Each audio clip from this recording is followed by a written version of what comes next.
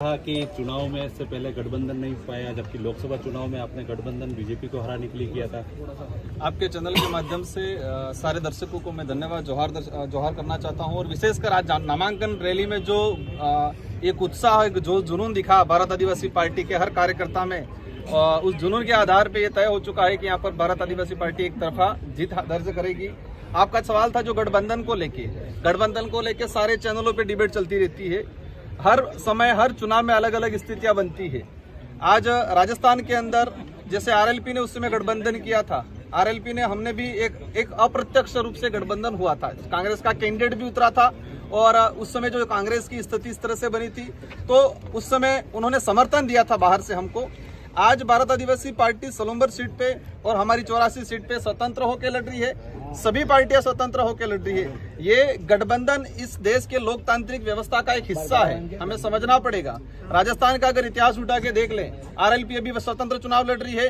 अभी लोकसभा कांग्रेस से गठबंधन किया था, वही 2019 के अंदर उन्होंने बीजेपी से गठबंधन किया था। तो ये गठबंधन लोकतंत्र का एक हिस्सा है। लेकिन आज की स्थिति में जो हमें लग रहा है, आज कांग्रेस को भी लगता है, बीजेपी को भी लग रहा है कि कांग्रेस जीत जाए चले, बीजेपी जीत जाए, लेकिन बीएपी नहीं आनी चाहिए। उस उद्देश्य से ये दोनों सीटों पे कांग्रेस भी काम कर रही है और बीजेपी भी काम कर रही है। लेकिन हम दावे के साथ कहते हैं कि दोनों सीटों पे दमखम के साथ भारत आदिवासी पार्टी जीतेगी। सर, ये कांग्रेस से जो प्रत्याशी महेश रौत, वो आपकी पंचायत के पास के ही रहने वाले हैं। तो देखो, कांग्रेस की हर चाल उल्टी पड़ी है। कांग्रेस को लगता था राजकुमार को हमने ये किया, राजकुमार के घाव से कैंडिडेट उठाए, कोई दिक्कत नहीं, हमारे भाई है वो। लेकिन विचारधारा एक मजबूत है हमारी। उस भाई के घर से भी वोट भारत आदिवासी पार्टी में पड़ेंगे।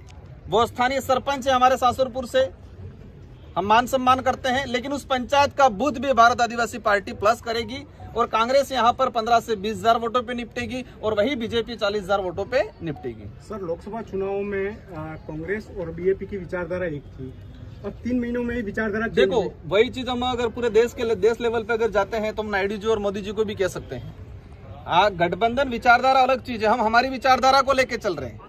आज देश पे जो माहौल बना हुआ है, एनडीए की सरकार है, वहां पर 3 से 4 क्षेत्रीय दलों ने, जिन क्षेत्रीय दलों के लिए मोदी जी ने जोरदार तरीके से बोला था, आज उनके साथ में उनके सहारे सरकार बना के बैठे। वो उनकी आइडियोलॉजी के आधार पे समर्थन दिया है। लोकसभा में जो हमारी जो आइडियोलॉजी थी, कांग्रेस की जो आइडियोलॉजी थी, कांग्रेस को लगता था कि हमें बीजेपी को मात देना है और इसलिए कांग्रेस ने हमारे को समर्थन दिया और हमने इसका स्वागत किया और तरीके से चुनाव हुआ। और आज जो स्थिति बनी हुई है, राज्य की स्थिति बनी हुई है, कांग्रेस के राज्य के लीडरों को लगता है कि बीजेपी आए चले लेकिन बीएपी नहीं पनपनी चाहिए।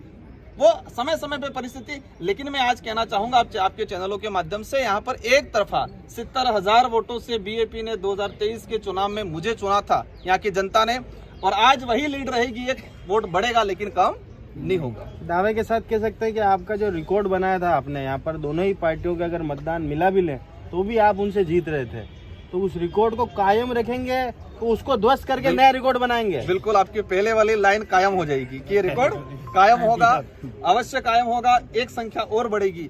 हाँ, आपका कहना था कि जिस तरह से चुनाव में, जिस तरह से वादों को लेके चुनाव में आए हैं, आज हम लोग जिन मुद्दों को लेके आए हैं, आप कांग्रेस के मुद्दे देख लो, बीजेपी के मुद्दे देख लो, दोनों के मुद्दे हवाई है। एक ही कहते हैं ये करेंगे, वो करेंगे, अमृत देश बनाएंगे, देश को आगे बढ़ाएंगे, ये करेंगे, विश्व गुरु बनाएंगे। लेकिन देश में जो स्थिति बन रही है, हमारा भाई कह रहा था एजुकेशन को लेकर, मैं 5 साल विधायक रहा। आज जिस तरह से कांग्रेस बीजेपी के नेता कहते हैं राजकुमार उसका विरोधी, मेरे 5 साल के कार्यकाल में मैंने एक सिंगल कर्मचारी, भले वो किसी भी वर्ग का हो, किसी को मैंने परेशान नहीं किया, किसी भी जाति का, किसी भी वर्ग का हो। और कोई भी व्यक्ति मेरे पास आया, हर समाज के व्यक्ति को मैंने फ्री में ट्रांसफर कराया। लेकिन आज वही बीजेपी आज पैसों के दम पे ट्रांसफर कर रहे हैं, वाल्डनों की पोस्टिंग पैसों के दम पे दे रहे हैं। और आज जिस तरह से कर्मचारियों को परेशान करके भगा रहे हैं, शिक्षण व्यवस्था खराब हो रही है, टीचर लाए और लगाने के बजाय उनको हटाने का काम कर रहे हैं, मेडिकल व्यवस्था तहस-नहस हो गई है। इस क्षेत्र का सबसे बड़ा मुद्दा था कड़ाना का पानी गेजी घाटा तक लाना। मैं दावे के साथ कहता हूं, मैंने ये काम करवाया, ये सैंक्शन करवाया, उसका टेंडर हो गया। लेकिन जैसे भाजपा की सरकार आई, उन्होंने वर्क ऑर्डर देना बंद कर दिया। ये विकास के नाम लेते हैं लेकिन विकास विरोध का काम करते हैं।